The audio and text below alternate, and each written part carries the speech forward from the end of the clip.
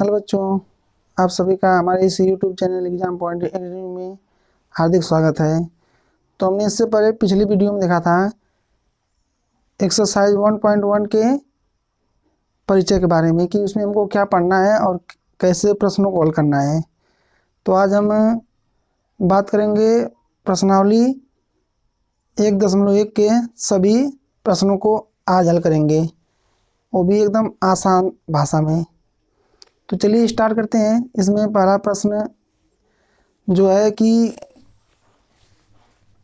लिखा गया कि क्या शून्य एक परिमेय संख्या है तथा क्या इसे आप p बटा q के रूप में व्यक्त कर सकते हैं, जहाँ p और q एक पूर्णांक है और q जो है 0 के बराबर नहीं है। तो इससे पहले हमने पढ़ा था कि पूर्ण संख्या क्या है। तो यहाँ पर हम इसका आंसर कैसे देंगे, उत्तर इसका देखो इधर। तो शून्य एक परिमेय संख्या है। शून्य क्या है? परिमेय संख्या है। इसको हम p बटा q के रूप में व्यक्त कर सकते हैं। यहाँ पर लिखा है कि दोनों शर्तें पूरी हो। मैंने कहा था परिमेय संख्या होने के लिए दो शर्तें इसमें है कि p और q दोनों क्या हो, पूर्णांक हो, और q जो है q का मान 0 के बराबर ना हो। जैसे यहाँ पर देखिए, यदि हम p बराबर यहाँ पर क्या रहेगा हमेशा 0, और r का मान यहाँ पर q का मान आप लोग कुछ भी ले सकते हो, 1 ले लो, 2 रख लो, 3 4 अनंत तक। तो यहाँ पर हमें इसको p बटा q के रूप में व्यक्त करना है। तो यहाँ पर p का मान 0 है और बटे में 1, 0 बटे में 2, ये लिख सकते हो 0 बटे में 3। तो यहाँ पर आप देख सकते हैं कि परिमेय संख्या की जो परिभाषा मैंने बताई थी उसके हिसाब से यहाँ पर ये जो दोनों शर्तें हैं कि p और q दोनों पूर्णांक हो और q का मान 0 के बराबर न हो, तो यहाँ पर दोनों शर्तें पूरी हो रही है। देखिए आप, 0 हमारा एक पूर्णांक पूर्ण संख्या है या पूर्णांक है, 0 भी हमारा पूर्णांक है, 1 भी हमारा पूर्णांक है, 0 भी हमारा पूर्णांक है, 2 भी हमारा पूर्णांक है। तो दोनों शर्तें पूरी है और यहाँ पर q का मान 0 के बराबर भी नहीं है। तो यहाँ पर हम कह सकते हैं कि 0 एक परिमेय संख्या है। तो इस तरह से सवाल नंबर 1 कंप्लीट हुआ। इसके बाद हम देखेंगे दूसरा प्रश्न क्या इसमें लिखा है कि 3 और 4 के बीच 6 परिमेय संख्या ज्ञात कीजिए। तो मैंने आप लोगों को इससे पहले पिछली वीडियो में बताया था कि दो संख्याओं के बीच परिमेय संख्या को आप कैसे ज्ञात कर सकते हैं। तो उसके लिए मैंने दो चीज़ें बताई थी, इसको मैं थोड़ा सा मिटा दे रहा हूँ। देखिए प्रश्न नंबर 2 क्या है, इसका सलूशन इधर देखते हैं, इसका हल इधर देखते हैं। लिखा है कि 3 और 4 के बीच 6 परिमेय संख्या ज्ञात कीजिए। तो इनके बीच परिमेय संख्याएं ज्ञात करने के कई तरीके होते हैं। दो संख्याओं के बीच परिमेय संख्याएं ज्ञात करने के कई तरीके होते हैं। और आप लोगों को बता दें कि 3 और 4 के बीच अनंत परिमेय संख्याएं होती हैं। यहाँ पर जैसे संख्या रेखा पर आप लोगों को प्रदर्शित किया जाए तो यहाँ पर 0 1 2 3 4 5, तो यहाँ इधर होता है -1, ये भी अनंत तक जाएगा, ये भी अनंत तक जाएगा। तो आप देख सकते हैं यहाँ पर 4 यहाँ पर है, 3 यहाँ पर है। तो इन दोनों के बीच में अनंत परिमेय संख्याएं आती हैं। तो यहाँ पर लिख सकते हैं आप, इनके बीच में परिमेय संख्याएं 3.1, 3.2, 3.3, 3.4, 3.5, 3.6। तो इस तरह से हम क्या बता सकते हैं कि 3 और 4 के जो समस्त संख्याएं मैंने लिखा है, ये 3 और 4 के बीच में आ रही हैं और ये सभी संख्याएं परिमेय संख्याएं हैं। तो यहाँ पर हम ये कह सकते हैं कि इसका कई तरीका होता है परिमेय संख्या ज्ञात करने के लिए। तो कल जो हम लोगों ने सूत्र फार्मूला बताया था मैंने, हम उसी पर इस सवाल को हल करेंगे। तो चलो स्टार्ट करते हैं। तो इसके लिए यहाँ पर सबसे पहले तो संख्याएं क्या क्या दिया इसमें है, 3 और 4। तो 3 और 4 के बीच हमको 6 परिमेय संख्या निकालनी है। तो यहाँ पर सबसे पहले हम यहाँ पर देखेंगे कि दोनों संख्याओं में कौन बड़ी संख्या है। तो यहाँ पर 4 बड़ा है तो उसको हम y बराबर लिख लेते हैं 4, और छोटी संख्या क्या है 3, तो यहाँ पर x बराबर लिख लेते हैं 3 है। और कितनी परिमेय संख्या निकालनी है 6, तो यहाँ पर n बराबर हम लिख लेते हैं 6। और कल मैंने फार्मूला बताया था कि d बराबर होता है y माइनस एक्स बटे में n प्लस 1। तो यहाँ से हम d की वैल्यू निकालेंगे बराबर करके y की वैल्यू 4 और x का 3 बटे में n जो है 6 प्लस 1, तो इस तरह से आ जाएगा 1 बटे के 7। तो यहाँ पर d का मान आ गया 1 बटा के 7। तो यहाँ पर पहली परिमेय संख्या आप लिखेंगे, पहली परिमेय संख्या। पहली परिमेय संख्या होता है छोटी संख्या x में इस d को जोड़ते जाते हैं, और इस तरह से हम आगे इसको हल करें तो यहाँ पर क्या हो जाएगा, x की वैल्यू 3, d की वैल्यू 1 बटा के, इसको कैलकुलेशन करेंगे तो आ जाएगा हमारा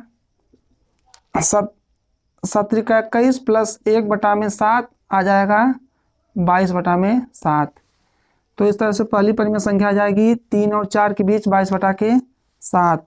और दूसरी परिमेय संख्या, दूसरी परिमेय संख्या होता है x प्लस 2d। तो इस तरह से x की वैल्यू 3 प्लस 2 बटा में 7, d की वैल्यू लिखेंगे, d की वैल्यू यहाँ पर d की वैल्यू कितना 1 बटे में 7। तो यहाँ पर इसको हम कैलकुलेशन आगे करें तो 21 प्लस 2 बटे में 21 बटे में 2 बराबर आ जाएगा 23 बटे में 7। तीसरी परिमेय संख्या, तीसरी परिमेय संख्या तो होता है x प्लस 3d। x की वैल्यू वही 3, और यहाँ पर क्या करेंगे कि d की वैल्यू हमारा क्या है, यहाँ पर 3 बटा के 7 हो जाएगा। d की वैल्यू हमारी 1 बटा के 7 है, तो यहाँ पर आ जाएगा 21 प्लस 3 बटा के 7, 24 बटा के 7। इस तरह से आएगा चौथी परिमेय संख्या। चलो इस तरह से समय बताने के लिए लिखते हैं। चौथी परिमेय संख्या x प्लस 4d होता है, x की वैल्यू वही 3, 4d की वैल्यू 7, 1 बटे के 7। यहाँ पर आएगा 7 का 21 प्लस 4 बटे में 7, तो आ जाएगा 25 बटे में 7। पांचवी परिमेय संख्या, पांचवी परिमेय संख्या होता है x प्लस 5d। x की वैल्यू 3, x की वैल्यू 3 और d की वैल्यू 1 बटा 7। इस तरह से आएगा 21 प्लस 5 बटा के 7। इसको एलसीएम लेकर करेंगे, लघुत्तम लेकर के, तो आएगा यहाँ पर 21 प्लस 5 26 बटा के 7।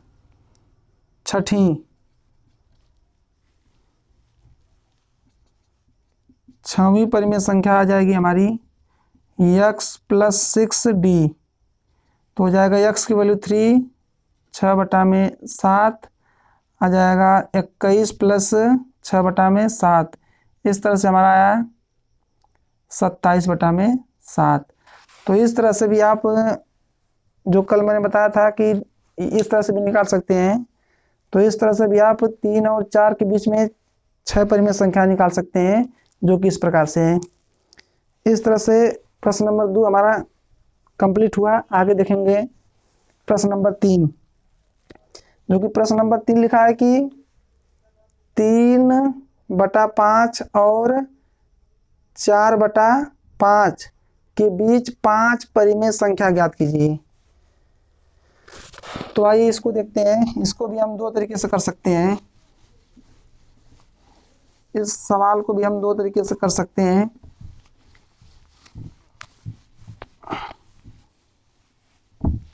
देखिए यहाँ पर क्या है, प्रश्न नंबर 3 का हल। तो हमें निकालना है 3/5 और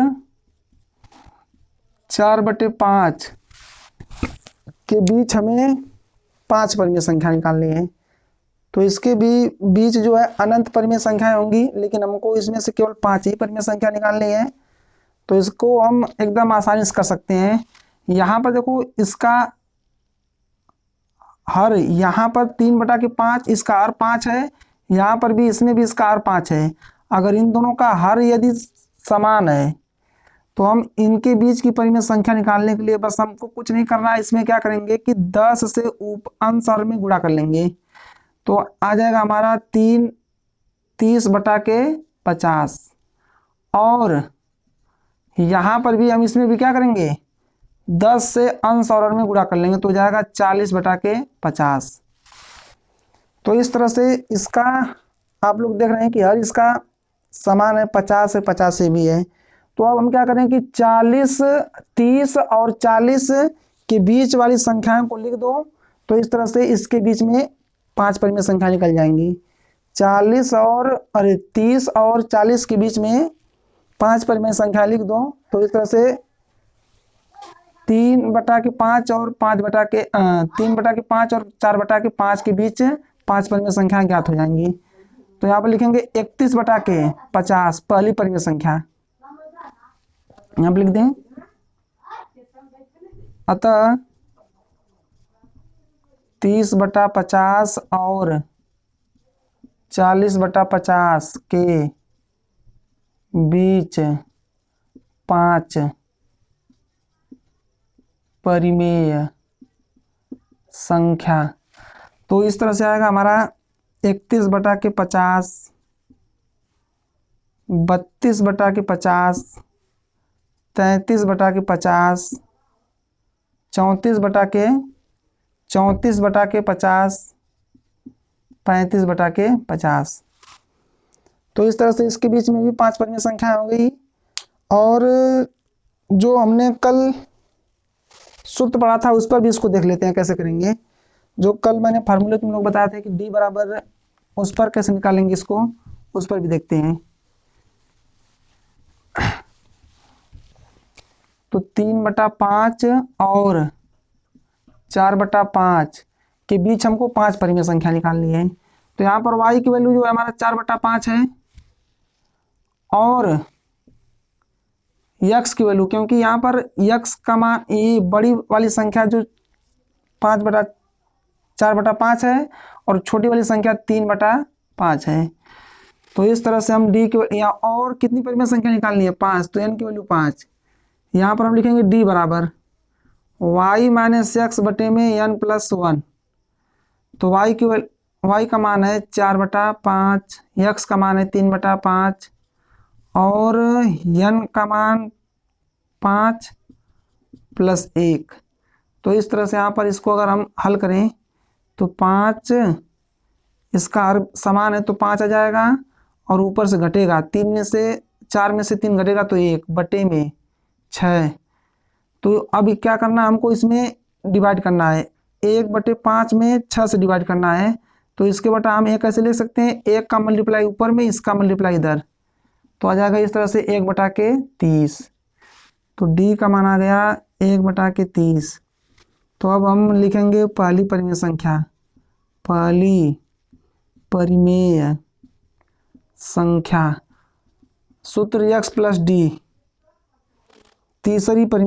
दूसरी परिमेय संख्या, दूसरी परिमेय संख्या x + 2d। अगर आप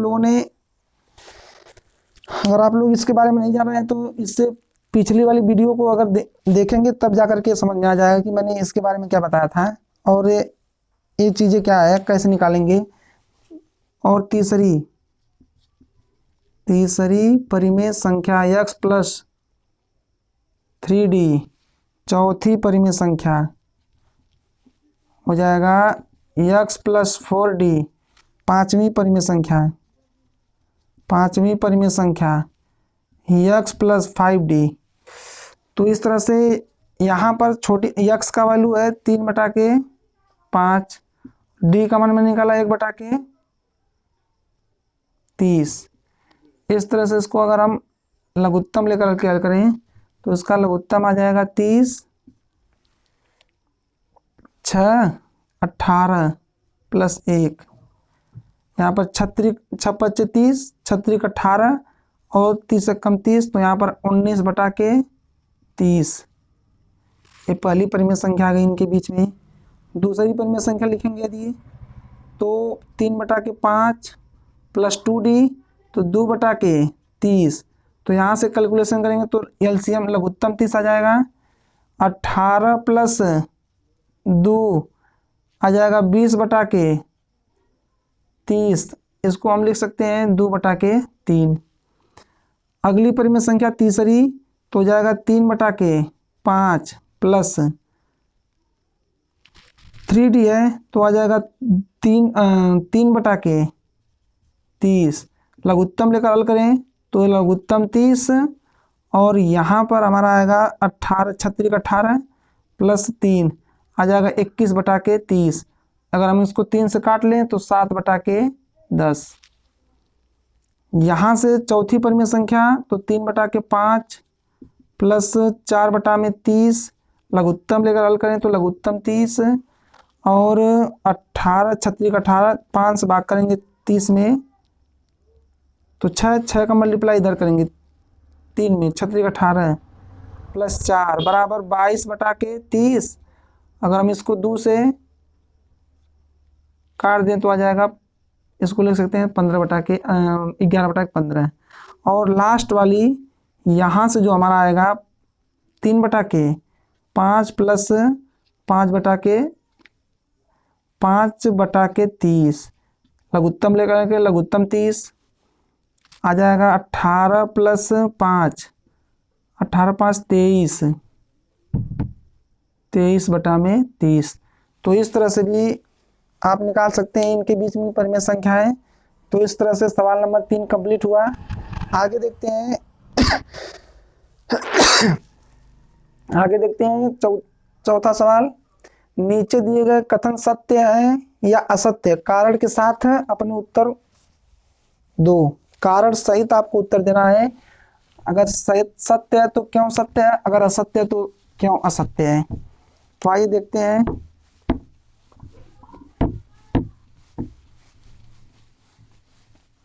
तो देखिए पहला प्रश्न इसमें है कि प्रत्येक प्राकृतिक संख्या एक पूर्ण संख्या है।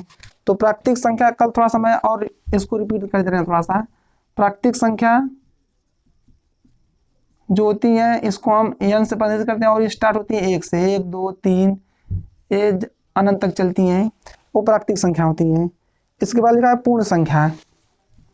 अगर हम प्राकृतिक संख्या में 0 को सम्मिलित कर लें, पूर्ण संख्या अगर हम प्राकृतिक संख्या में 0 को सम्मिलित कर लें तो इस तरह से जो संख्या का समूह होता है वो हमारा पूर्ण संख्या होती है। तो लिखा क्या है कि प्रत्येक प्राकृतिक संख्या एक पूर्ण संख्या है। तो प्रत्येक प्राकृतिक संख्या, देखिए हर एक प्राकृतिक संख्या पूर्ण संख्या में आ रही है। तो इसका मतलब ये सत्य है कि प्रत्येक जो प्राकृतिक संख्या है वो पूर्ण संख्या है, जो कि क्या है, सत्य है, जो कि हमारा क्या है, सत्य है। अगला देखते हैं। प्रत्येक पूर्णांक एक पूर्ण संख्या है। प्रत्येक पूर्णांक एक पूर्ण संख्या। तो यहाँ पर पूर्णांक मैंने बताया था कि अगर प्राकृतिक संख्या और पूर्ण संख्या में अगर हम 0 को भी सम्मिलित कर लें, अगर हम माइनस वाली संख्याओं को भी क्या कर लें, सम्मिलित कर लें, तो इस प्रकार प्राप्त संख्याओं का समूह जो होता है वो हमारा पूर्णांक होता है। ये भी -3, ये भी जाएगा अनंत तक जाएगा, ये भी अनंत तक जाएगा। तो यहाँ पर क्या लिखा है इसके बारे में देखो थोड़ा सा, कि प्रत्येक पूर्णांक मतलब हर एक पूर्णांक एक पूर्ण संख्या है। तो ये असत्य है, ये क्या है, असत्य है। ऐसा क्यों, आप देख लीजिए। क्योंकि यहाँ पर अगर हम बात करें -3 की, तो माइनस एक पूर्णांक है, लेकिन -3 जो है वो पूर्ण संख्या नहीं है। तो इस तरह से ये जो कथन लिखा है वो गलत है। लिखा क्या है कि यहाँ पर प्रत्येक पूर्णांक एक पूर्ण संख्या होती है। तो यहाँ पर -3 पूर्ण संख्या तो है, लेकिन ये अरे पूर्णांक तो है, लेकिन ये पूर्ण संख्या नहीं है। इस तरह से हमारा दूसरा का कथन असत्य होता है। अब क्या लिखा है, प्रत्येक परिमेय संख्या, मतलब हर एक परिमेय संख्या एक पूर्ण संख्या होती है। प्रत्येक परिमेय संख्या हर एक पूर्ण संख्या होती है। तो ये भी हमारा कथन क्या है, असत्य है। ये भी हमारा क्या है, कथन असत्य है। क्योंकि अगर हम बात करें 5/3 की, 5/3 की, तो ये एक परिमेय संख्या है, लेकिन ये 5/3 जो है पूर्ण संख्या नहीं है। तो इस तरह से प्रश्नावली, हमारी प्रश्नावली 1.1 खत्म होती है। तो अब बात करेंगे एक्सरसाइज अगले प्रश्नावली की, एक्सरसाइज 1.1 के बारे में। थैंक यू, धन्यवाद।